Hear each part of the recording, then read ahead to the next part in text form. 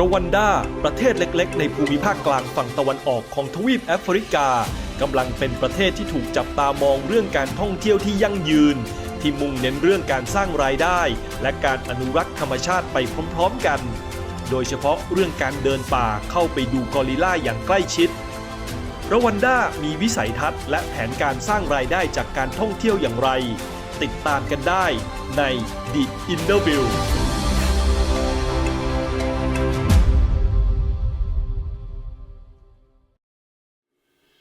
วันนี้เราจะมาพูดคุยเรื่องการท่องเที่ยวในแอฟริกาครับนั่นก็คือการท่องเที่ยวของประเทศลาวันดาซึ่งที่นี่มีจุดขายเรื่องการท่องเที่ยวที่ไม่เหมือนใครครับนั่นก็คือการพานักท่องเที่ยวเดินป่าเข้าไปดูกอริลลาที่อยู่ในธรรมชาติครับเดี๋ยวเราจะไปคุยเรื่องนี้กันกับคุณแมนซี่คายิฮุระซึ่งเป็นประธานบริหารของ Wilderness ลาวันดาที่ดูแลเกี่ยวกับเรื่องการท่องเที่ยวแล้วก็การอนุรักษ์ธรรมชาติของลาวันดาครับHello, Mansi. Welcome to Thailand. Thank you very much. It's a pleasure to be here. Is this your first time coming to Thailand? Yes, it is. I'm very excited to be here. Okay, and you came a long way from Rwanda. How long is the flight? I flew via Istanbul. So from Istanbul, I went to Hong Kong, and then so I'm on a tour of Southeast Asia. But the best way to get to Rwanda from here would be via Qatar or via Dubai. Okay, is there a lot of flight available every week? Yes, there is. There's a connection every day out of those two destinations. Okay, and you work for the Rwanda tourism, and Africa is a very big continent. Yes. Can you tell us how Rwanda is different from other African countries in terms of tourism? Good question. Rwanda has a very unique product to offer in terms of tourism. As you know, when you think of most African destinations, you think about big parks, lions and elephants. Apart from that, what we have is a lot of forests, we have lakes, we have rivers. So our product is based on a forest experience and on primates, meaning you're hiking in the forest to see the animals, as opposed to being in a savannah where you're driving in a car. So it's a different product that is not in competition with anybody. It complements the other African products. Seem like very niche market. Yes, it's a very niche market. Very well said. It's because what we have, our core product is mountain gorillas. And for mountain gorillas, you walk in the forest to find and see them. Okay. It's different than going to see lions in a savannah park or in a vehicle. Actually, I just saw the video from YouTube of the tourists. They went to this gorilla tours. Yes. And I was really surprised that you can actually get so close to them. You can. People have a misconception that gorillas are mean and dangerous because of all the movies. Like in Tarzan. Yeah, exactly, in Tarzan. Gorillas are the most peaceful animals you can imagine. They have no predators. So the only threat they have is us. Humans are the only threat to gorillas. Us in terms of mainly disease, because there's no poaching. So they're very, very peaceful. They'll welcome you into their home. And how long is the trek? How long the tourists have to walk from the starting point to see the gorilla? It depends on how fit you are. You see, the way it works is in the morning, you go to the park office, and you walk in groups of 8 people maximum. So they give you a gorilla group based on how fit you are. Most of our tourists are between 55 years old and 75 years old. Not the fittest. Okay. Not the fittest age group. But because of their allocation system, they'll allocate you a family that's not too far if you're not fit. If you're fit, they'll give you one that's further. To explain how it works is in the morning at 5:30, we have gorilla truckers who go inside to find each family. And they find the family, who the gorilla family is. They radio call back to the park office to give them an idea of how difficult the hike is. And then they give you as a tourist a group that works for you. I see. So it's not a standard, they'll allocate you a group based on your fitness. So then you hike into the forest in groups of 8 and you walk towards them. It's a forest, there's no paths. You have to cut your way through the forest. It's a little bit challenging. It's not a walk in the park, but it's not a mountain climb. It's not mountain climbing. So it's a good mix of both. Like I said, depending on how fit you are, we'll find you a group that works. Our company has been doing this since 2004, that's 21 years. and every tourist has seen gorillas. We've never had a single failure. And what have been the reaction that you have received from the tourists? The reaction is, some people get into the family and they start crying because it's like a real human family. There's a father, there's a mother, there's kids who are suckling, there's kids who are playing. It's a whole setup.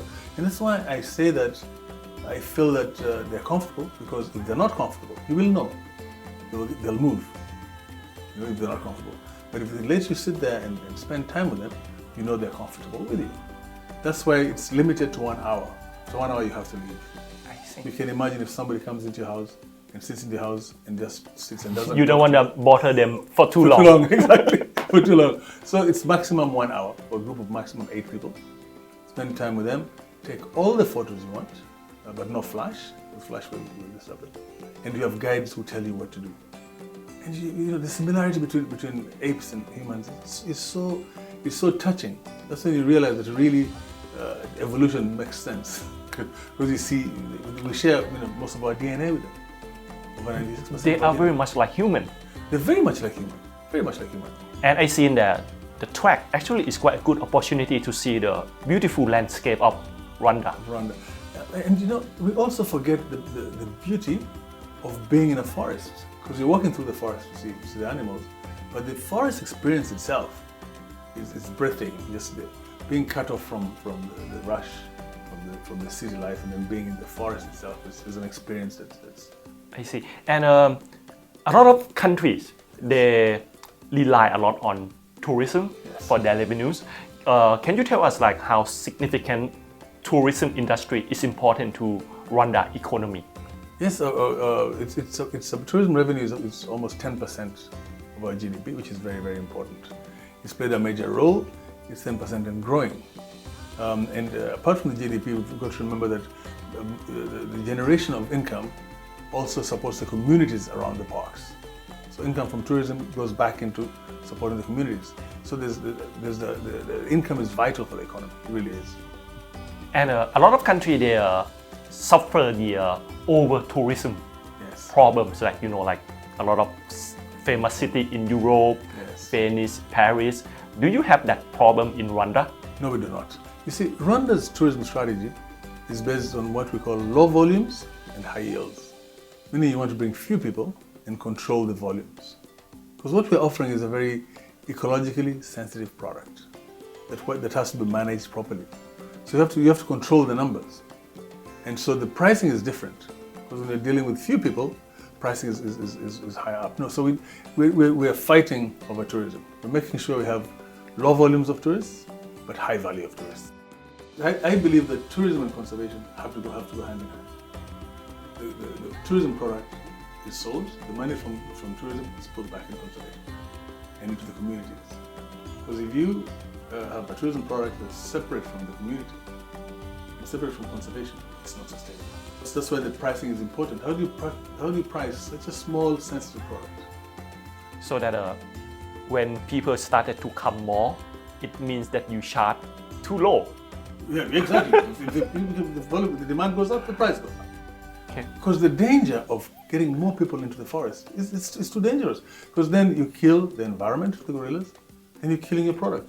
So you have to find a good balance between how many people you let in and how well you can conserve the area. It's a very small area, very fertile area in the mountains. If you let too many people into the forest, you kill the forest. And it's also the safety of the tourists themselves. Yes, safety of tourists. Because the gorillas were first documented in 1902. And in the 60s, there was about 250 gorillas. Now, because of conservation, there were over 1,000, but about 1,064 gorillas in that whole area. So conservation has helped save the species. It's a big success story in conservation. But now, the park is getting too small. We have to buy land and expand the park to give the gorillas more room. So one has to be very intentional about volumes and hence conservation. If you increase volumes of people, you will kill the product. I see. Yeah. And who is your main target? I'm in Southeast Asia through our partners on the ground, a company known as A2A Safaris. who we work with in Southeast Asia. So we're working with them in Hong Kong, in Manila, in Bangkok, and in Singapore. So traditionally, most of our guests come from America. I'd say 65 to 70%. But this market, the Southeast Asian market, is very important for us. It's a growing market, and that's why our partners on the ground are important to be able to explain to the Thai people how it works, able to manage what you need to do, how it goes, and how you can get from here to Rwanda and do it in a safe manner. Because the perception first is it safe? I guarantee you Rwanda is safe. We were voted the safest country in Africa, also the cleanest country in Africa, a very clean country. So for our partners to explain that to you, it's important that we come and speak to the Thai people and have our partners take over from us. Before I came for this interview, and as many as other Thai people, when we think about Africa, we think about like maybe poor countries and dangerous. You cannot go outside the hotel by yourself, and that's not the case for Rwanda. Not at all. We really voted it. We also voted the safest destination for solo female travelers. Our country is known for safety, and we've been through a bad time, but we're very peaceful. What I forgot to mention is that women, we have got the largest percentage of women in parliament in the world. 64% of our parliament is women. So that makes a difference. And they've guided the country in the right direction. So it's very safe and very clean.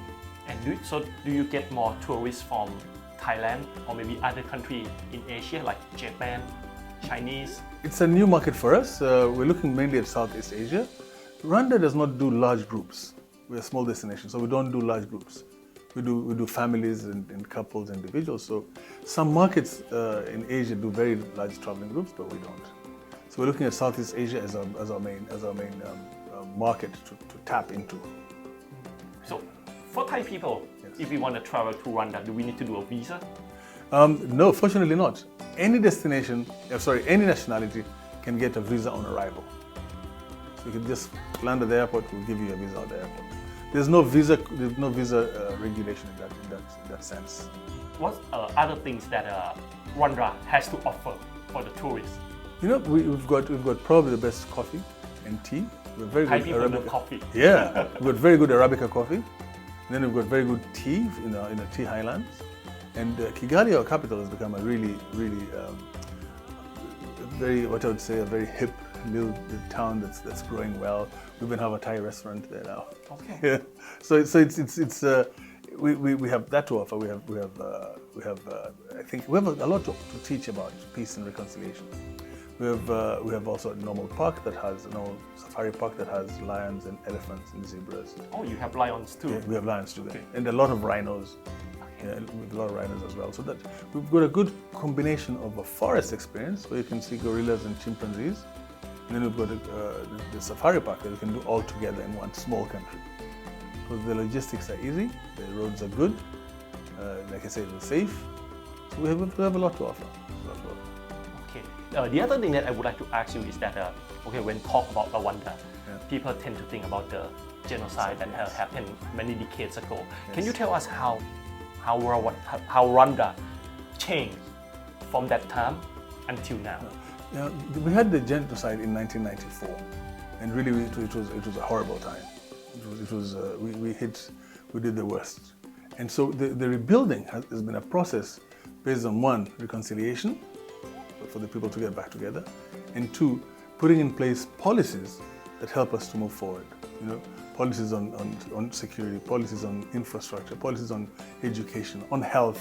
So this has created a society where we appreciate peace, because we know what it's like not to have peace. So what we're doing today is creating a more unified country with the proper leadership, guiding us in the right way and making sure that nobody is left behind. Making sure that we see ourselves as Rwandans first before anything else. So the investment climate is good. We're now a good investment destination. There's the World Bank Doing Business report, always ranks us among the top 3 in terms of the business environment. Because if you don't create the investment climate for the people's lives to change, you can't move forward. So we've created the right business environment, we've created security, we've created the infrastructure, we're investing a lot in education and health. There's a lot of positive changes in that respect. So it's very encouraging. And the fact that I feel like there's a bright future for my children. Because otherwise I would not be there. It's not about me anymore, it's about my children. So I'm really happy to see the country change in that direction. Education is improving, health is improving, everything's coming together. I'm happy to be Rwandan. It's a good time to be Rwandan. Thank you very much, Nancy, for talking with us today. Thank you for taking the time, Tom. And thank you for hosting me. Okay, thank you. Thank you very much. I wish that more Thai people go to Rwanda. And I wish that you come to Rwanda. Thank you very much. Thank I you. will. Thank you very much. Thank you.